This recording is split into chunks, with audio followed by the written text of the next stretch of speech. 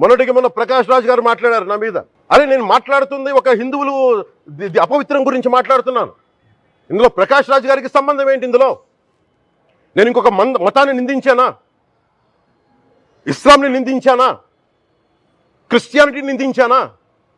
అపవిత్రం జరిగింది, ఇలా జరగకూడదు, ఫుడ్ అడల్టరేషన్ జరిగిందని మాట్లాడుతుంటే దీన్ని గోల చేయకూడదంటే, అంటే తప్పు జరిగినప్పుడు మాట్లాడకూడదా? ఒక అపవిత్రం జరిగితే మాట్లాడకూడదా? దేవతా విగ్రహాలను శిరచ్ఛేదం చేస్తే మాట్లాడకూడదా?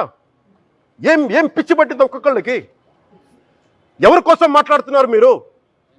ప్రకాష్ రాజ్ కూడా చెప్తా ఉన్నాను, నాకు మీరంటే గౌరవం, I have extreme respect for you.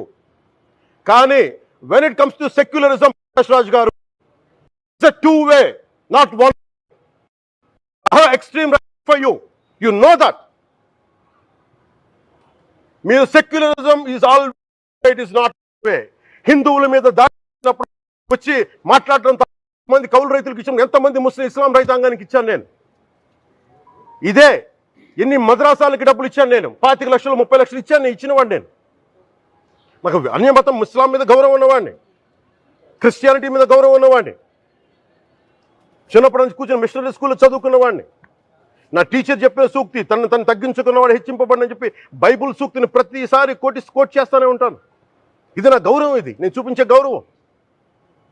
మీరు మాట్లాడితే కూర్చొని నేను పాటించే ధర్మానికి అపవిత్రం జరిగినప్పుడు నేను మాట్లాడకూడదు, మౌనంగా ఉండాలి.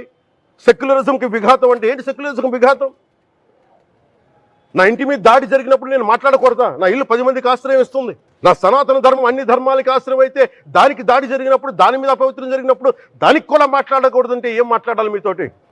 ప్రకాష్ రాజ్ గారు, you have to learn your lessons. I respect you. Shri Pawan Kalyan గారు, నేను ఇప్పుడే మీ ప్రెస్ మీట్ని చూశాను. నేను చెప్పింది ఏంటి, మీరు దాన్ని అపార్థం చేసుకుని తిప్పుతున్నదేంటి?